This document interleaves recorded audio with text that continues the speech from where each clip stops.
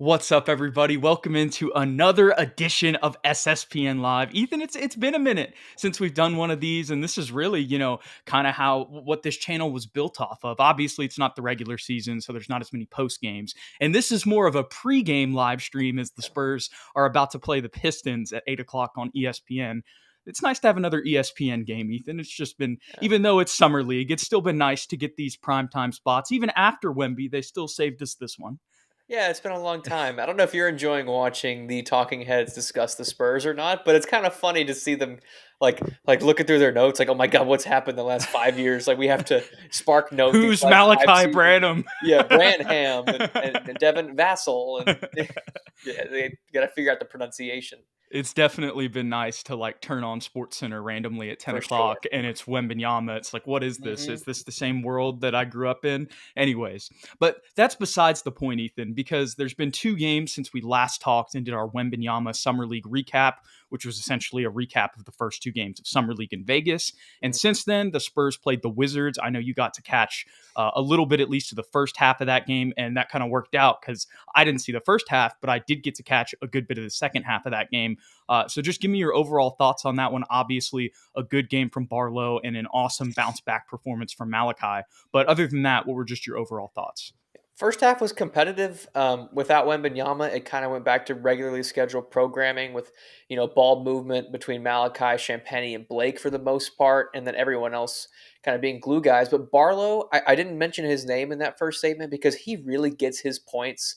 Like, I don't even know how to describe it. Like, it doesn't feel like any of these plays are drawn up for him to get baskets in a Yeah, way. He just kind of ends up with the ball and takes advantage of the opportunity. And it's crazy to think about because it's not like he's getting like Drew Eubanks like putback dunks or like right. aggressive fights for the offensive boards, puts it back. Like he gets those too, but he's also been able to create for himself, which Hmm. has been a welcome surprise. And I'm glad that it wasn't just a one and done thing because I know he did that in game one, but it's been consistent. And if you really want to, you can say Barlow's been the most consistent guy the entire summer Exactly league. my thoughts, Ethan, which is, not something I would have thought I'd be saying at this point. Now, this will be the 6th game that they've played in total if you count the California Classic, Yeah. if I'm doing my math right. And that if you would have told me before the California Classic, 6 games in, you and Ethan will both be agreeing that it's probably Barlow who's been the most consistent. I would have honestly been shocked. Yeah, and he had one bad game, I think, or not bad game, but he had like 6 points, and it was Right. like, oh, what happened? But 6 assists, 6 boards. Yeah. yeah, but it was an all around game. But for him to continue to create his shot, not only inside but from the mid range area, and play make well for others, and just be an energy guy on offense and defense. Like I've been very impressed with his progression from last year to this year because last year was at times difficult to watch. Yeah. And I know he kind of finished the season strong, but we were kind of tanking, and so were other teams. So it's like, His oh, best game what was was that it? last game against Dallas, Where he which had 20 and still 20. and that was when the Mavericks were tanking, and that's why they ended up Yeah, getting fined for that game, literally. literally. So, anyways, back to what you were saying. No, I mean that was pretty much it on Barlow's. Extremely impressed with him. I hope his progression continues. I'm sure he'll split time between Austin and San On Antonio the two next way. season. So I'm looking forward to watching him dominate in Austin because I think he's really progressed in a lot of different areas. So I'm excited to see what he's able to do. I thought Blake had a nice game. Malachi obviously went crazy. I mean, 29 points on 12 for 20 shooting. Like this is what we Five for expected from six from Malachi. three. That game with Wemby was just an absolute fluke, and I think he was frustrated in his head, and his shot was just off. To that, this game against the Wizards was regular scheduled programming for Malachi Branham. That's what we can expect moving forward. Just a shot maker and a big shot taker.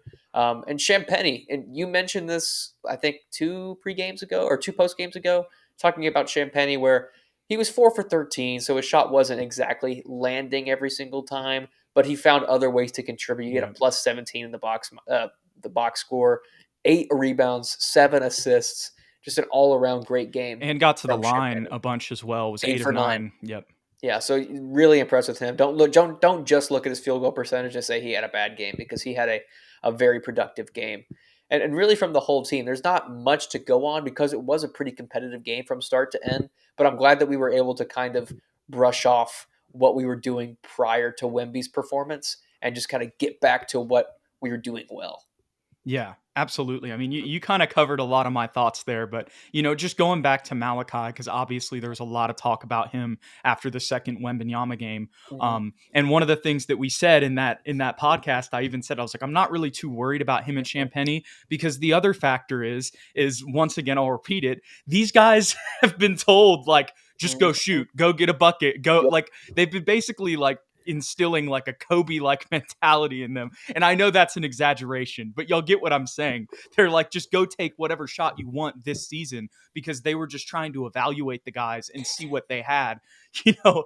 And so when you throw in a star like Victor Wembanyama, they're still playing under that mentality. And that's not the mentality that you're going to play under, which is why I said it's a big learning lesson.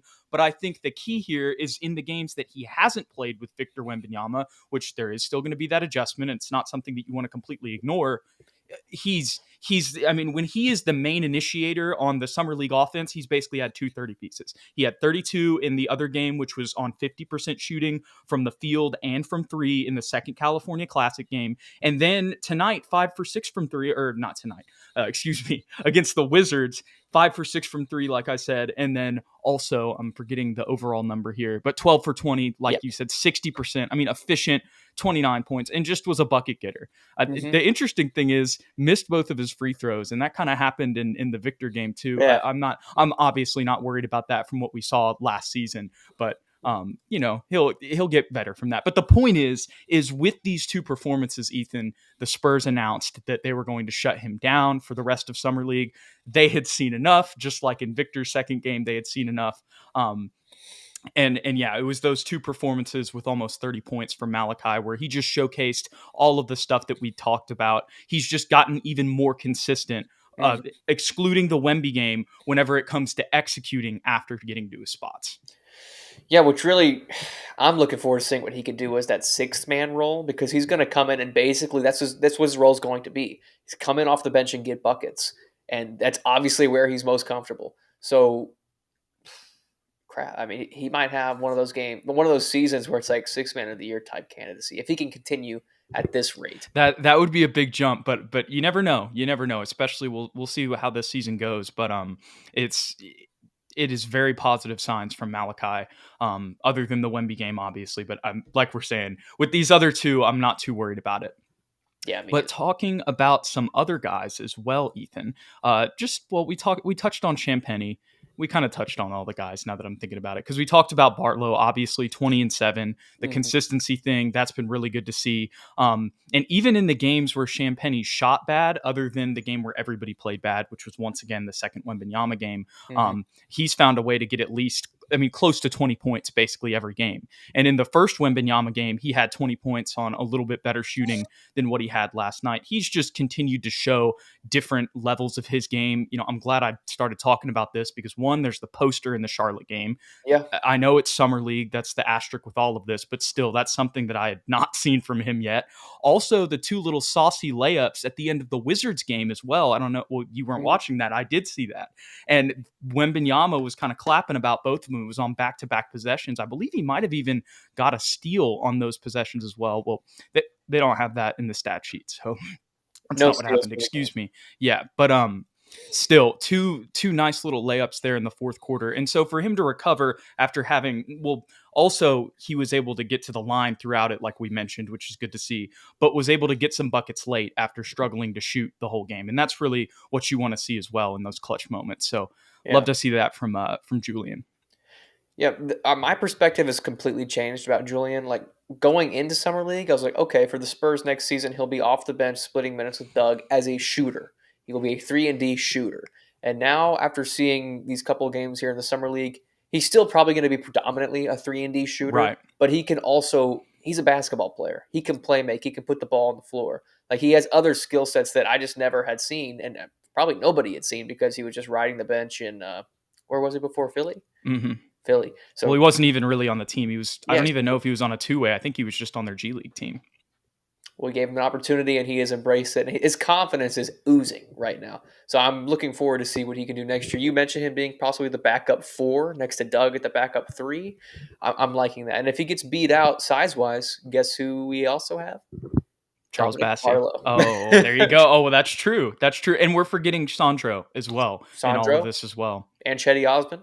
Oh yeah, and we're gonna get to the rest of the dudes that we've added to the roster. But just getting back to Julian a little bit, the stuff that he's shown that we hadn't seen, showing that there's more to his game. That is kind of, you're seeing why the Spurs gave him a 4-year contract the way that they did. And why it's kind of going to be tough for these new guys, or, if multiple of them want to get on the roster, they're going to probably have to beat him out, which I just feel like it's unlikely that they're going to let go of Champagnie or Charles Bassey when you give them 4-year contracts. I know there's technically on the Bassey deal, like the last 2 are team options, but you're not giving these guys these long-term deals if you don't believe in them. And considering the development that we've seen from both of those guys, I definitely feel confident in them being on the roster and winning in training camp, but you never know. And we got to talk about 3 guys, Ethan, that the Spurs have acquired in free agency. Or not in free, I guess it is technically free agency. It's really, off season is really the word I was looking for there. And just the trade circus. And it's really just, we got picks and players to make trades happen. And with the Cavs, we got Lamar Stevens, who's a forward from Penn State. And then, of course, Cedi Osman. A lot of y'all might remember him from the LeBron championship runs. And he's been in Cleveland since. And then, of course, Reggie Bullock, which really, in my opinion, is probably the best overall player that we got.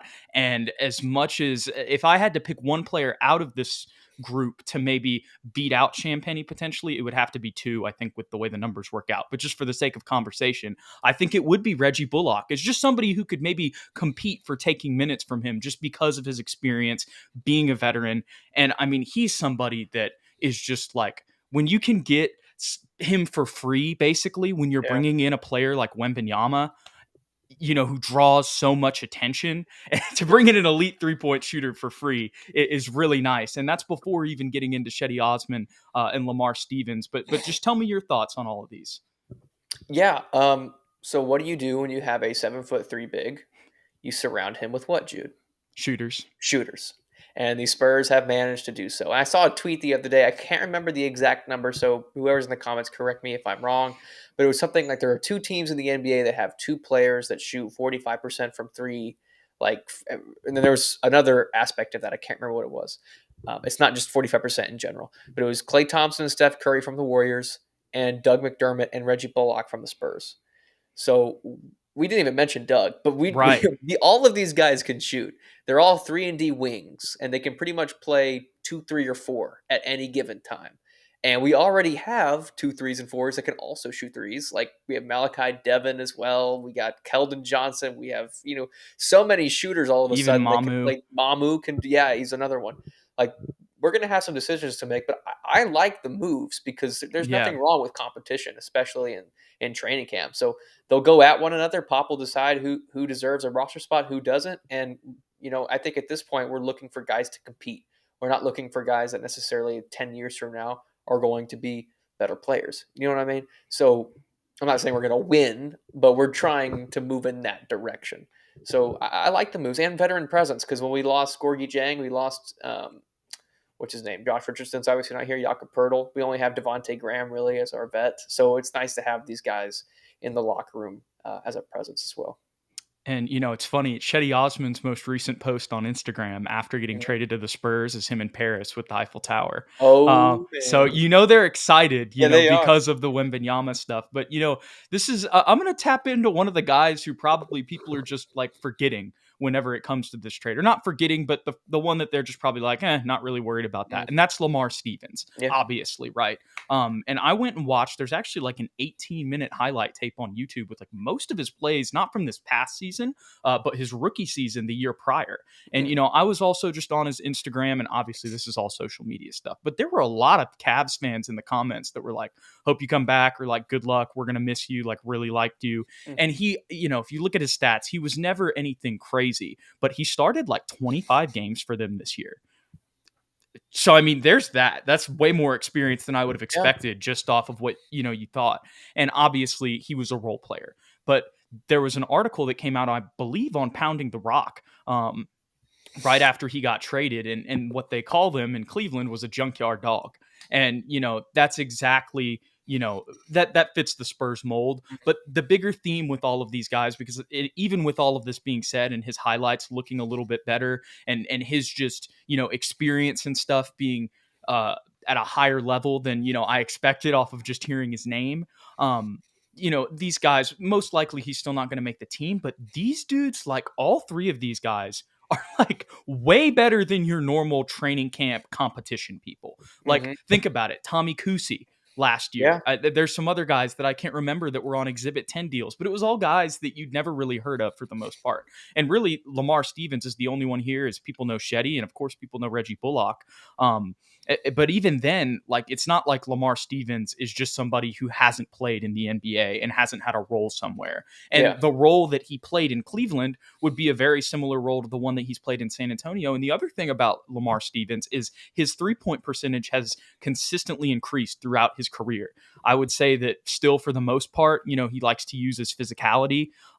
Honestly, like, think of him. I don't want to be disrespectful, but I know where you're going. You know what I'm about to say, Keldon. Oh, no, I was going to say, like, Keldon earlier in his career, but like basically not as good. I hate to say that to you, Lamar, but it's just, I got to be honest here. You know what I'm saying? I thought you were going to say a better Romeo Langford. Oh, no.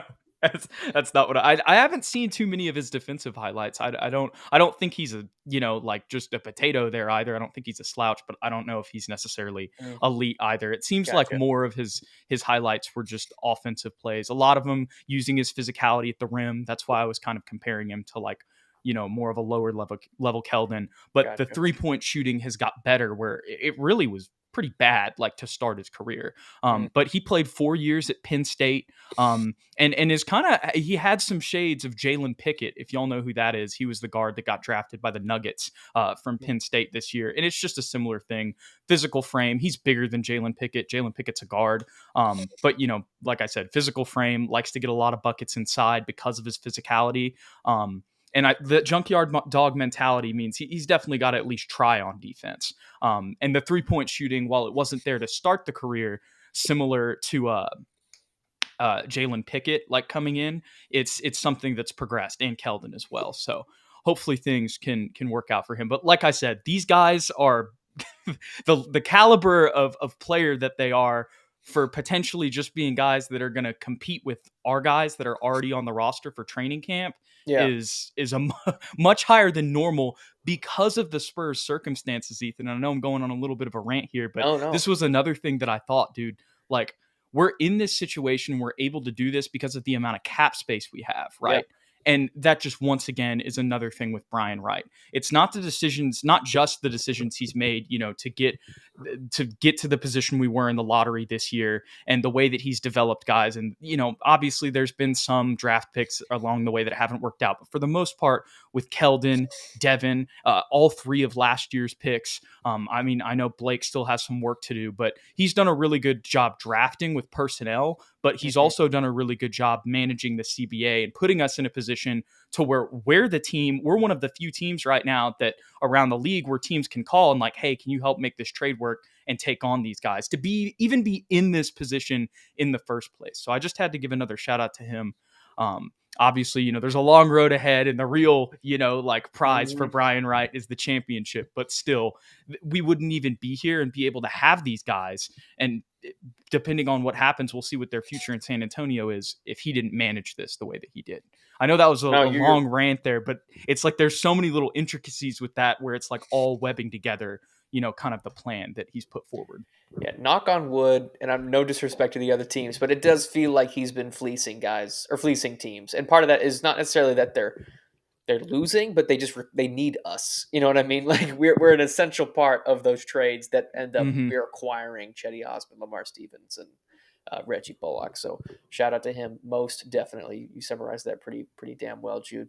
But I was gonna say one thing. Gosh.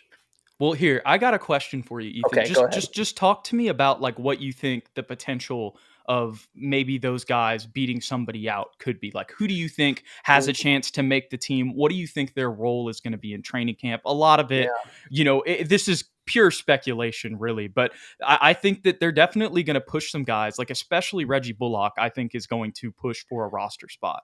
Oh yeah, I think Reggie Bullock and Cedi Osman are Yes, both pretty of them. guaranteed, like not guaranteed, but they're pretty freaking close to being guaranteed Yeah. a roster spot. Like those are quality players. For them not to be on the roster next year, it would, in my eyes, it would simply be just like, okay, you don't fit the timeline. We appreciate you coming to training camp, but you're waived. Go sign wherever you want. You know, that kind of thing. Not so much, oh, you suck, you're trash, you can't fit on this team, because they're quality role players. They can play for majority Yes. of teams. So who would they beat out? How many spots do we have? Is there, if they both make the team, is there one person that has to go? Is that where we are at this point? I believe so. I don't know that for a fact. I'm about to look up Oh, real GM here so we can confirm this, but I believe that mhm. that is where the Spurs are at. That's a conundrum, dude, because Yeah. we have the two-way guys are pretty much set already, so we can't move anybody to a two-way. That's out of the question. Hmm. It's tough decisions that have to be made, Jude, because just going through the 10-man rotation, Trey, Devin, Keldon, Here's what Wemby, here's what we're about to do, Ethan. Keep talking. Collins, and then we got um, Blake, Devontae. Ooh, Devontae. I don't See, know. that could be somebody you could cut. But then again, he's on the sideline traveling with the team. And I know that's not the end all be all, but it's like a lot of Yeah, times that can be an indication. But then, Keita Bates Diop went somewhere else, and like 2 weeks before then we were posting about him. yeah. Granted, he won an NBA award, so you kind of have to, but Swatcho Bros mentioned Mamu as well because we got some forwards. I don't know. I love Mamu, but you're not wrong. Kem Birch. Oh, he's gone. I forgot about. And I joke? Did I send you my like best lineup for the Yes, you Spurs? did. Yes, you Yeah. did. How could I forget? No, we're just gonna cut him or Devontae. That's never mind. Yeah. I didn't. I'm glad that we brought this up though, so we could see the full roster, so that we could kind of have some clarity. Um, and yeah, that probably is what would happen. Consider at least Kem, bro, because Kem has Yeah. been non-existent. Like Devontae's played. He was with the guys on the sideline at Las Vegas. Kem's been nowhere to be found. Like his contract's like only like 6 million. So that's probably what's gonna happen. So Yeah. that kind of solves our dilemma there, Ethan. And if for some reason we end up needing another person, probably our boy Lamar Stevens, unfortunately. Yeah, yeah. Chem passport issues, Birch. Is Oh, that no. actually what's going on, Swatcho Bros? I've been trying to figure out. Like, I've been joking about this with my friends. If it was passport issues from Canada, that is hilarious. But also, even if that was just a nickname you came up with, that is still freaking hilarious. But getting back to your comment earlier, I'm a bit scared Mamu might be cut to keep all of our forwards for future trades, especially with Barlow's summer league emergence. Mm, That's a really good point. We'll have to see what happens. It's really just a matter of time. We could sit here and guess, but we don't know for sure. But I think the way that Barlow has been playing, and that he's still like 2 years younger, yeah. actually probably like three years younger than Mamu. It's just, I mean, this is why I went out on a limb, Ethan, and I made an article, or not, excuse me, I didn't make an article. I did a review and I did a reaction video this March on an article about Dom Barlow and the Spurs being high on him and why they picked him up in the first place. Yeah. And, how I talked about it, and I'll say it again here in the video, and it's going to sound crazy, but I mentioned how he has a similar, when it comes to his progression, he has a Giannis-like trajectory. When I say that, I do not mean his ceiling is Giannis Antetokounmpo. I Yeah. just mean that slowly each year you're going to see a little bit more from him, and Mm. then he has the potential to be a really super versatile, switchable modern 4-5. You know, and obviously that's similar to Mamu, but I think probably if you want to talk defense, Dominick's defensive movement and his Yes. defensive potential is probably a little bit higher, which the Spurs value that. So I know that sounded crazy bringing out Giannis talking about Dom Barlow, but I said it in the video and I'm like, this is what I'm talking about. It's just that, you've seen a jump in Summer League this year. Hmm. Granted, we're still going to have to see, and he's on a two-way, and Mamu's on the actual roster. So that is still, as of right now, going based off that, like Mamu is going to have a better chance to play on the actual team, I would still believe. But it's something to watch. I think it's a really good point right there from Swatcho. Man, Dom Barlow.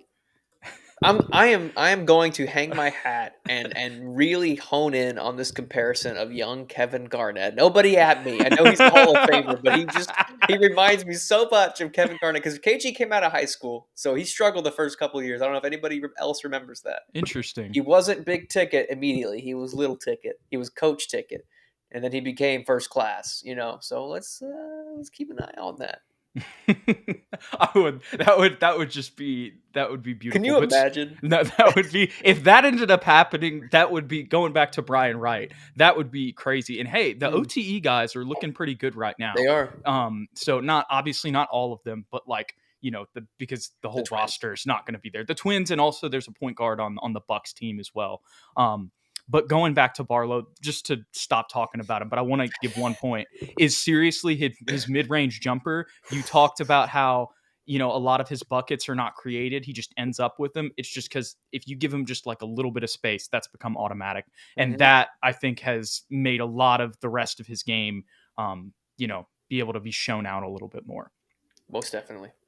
But anyways, Ethan, there are two guys that I still want to talk about on this summer league team before we end this off, as the game's about to start here in 12 minutes. And that is Cedi Osman, because, if you look at the stat sheet for this summer league, nothing's really going to jump out for you there. But the other guy that we got to talk about on top of Cedi is another rookie that we brought in, and that's Cedi Rice, who will be making his debut tonight. Considering we signed him to a full year two-way contract, I think that he's going to start tonight.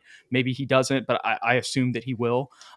So I'm excited to see what he shows. Just whenever it comes to what I saw from him at Texas this year, he had a big game where he made like 6 to 8 threes. I can't remember. It was some number in there in one of the March Madness games, and was also just a solid senior for them. Was a consistent shooter, great 3-and-D guy. Would sometimes put the ball on the floor, not much, but mainly a shooter and a defender, and just played his role well. So a lot of Spurs-like qualities. But the thing I want to see is if he shows off any of his ball handling.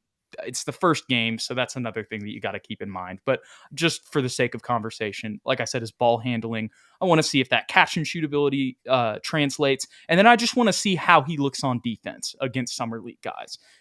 So it's basically just first day eval, but those kind of 3 categories are what I'm watching whenever it comes to Cedi Rice, but also Cedi, Ethan. We'll start off with that. What have been your thoughts on Cedi, and then you can tell me what you think of Cedi.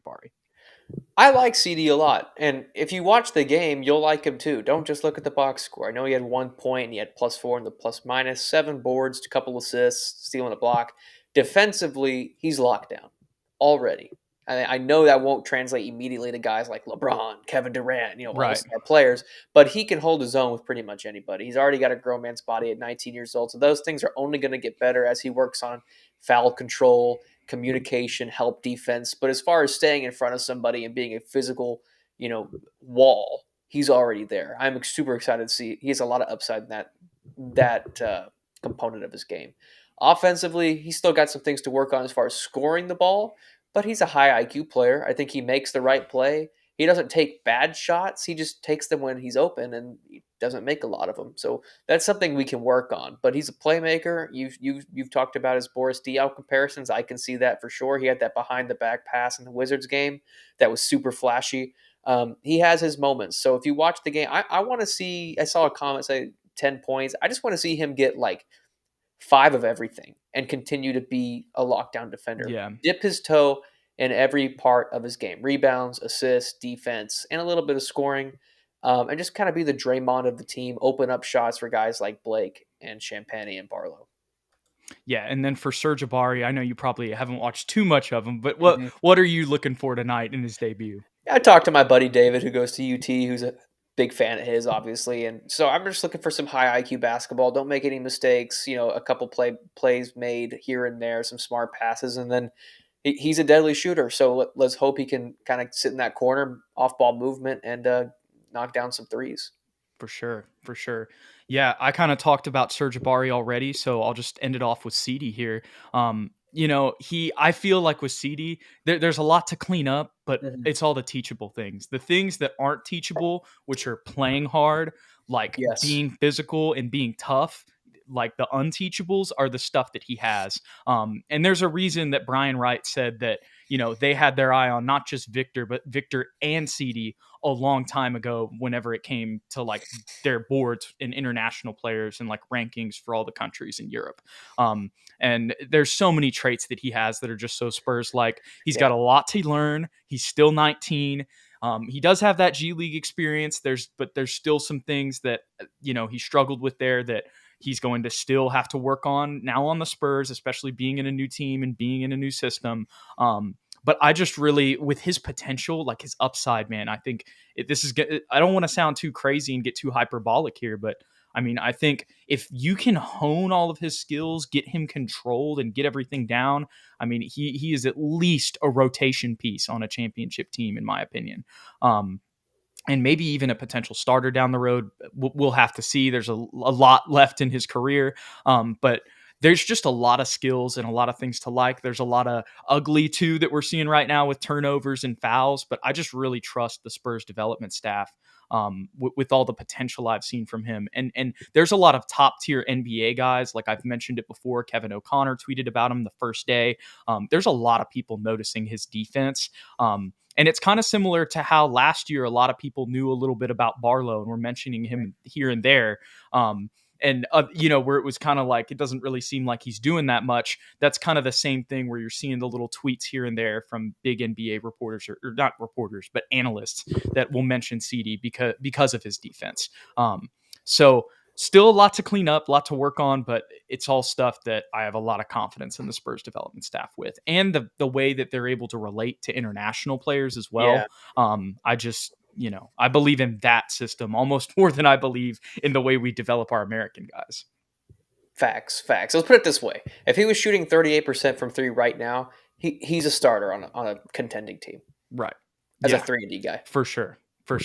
Yeah. I love his effort. Mm-hmm. Let me see if I have anything else in my notes here, Ethan. I don't think I do. So that's about all I got for this one. Any final thoughts? Oh, just for the fans out there, Milner, McCoy, Kabaka, Bediako, Stevenson.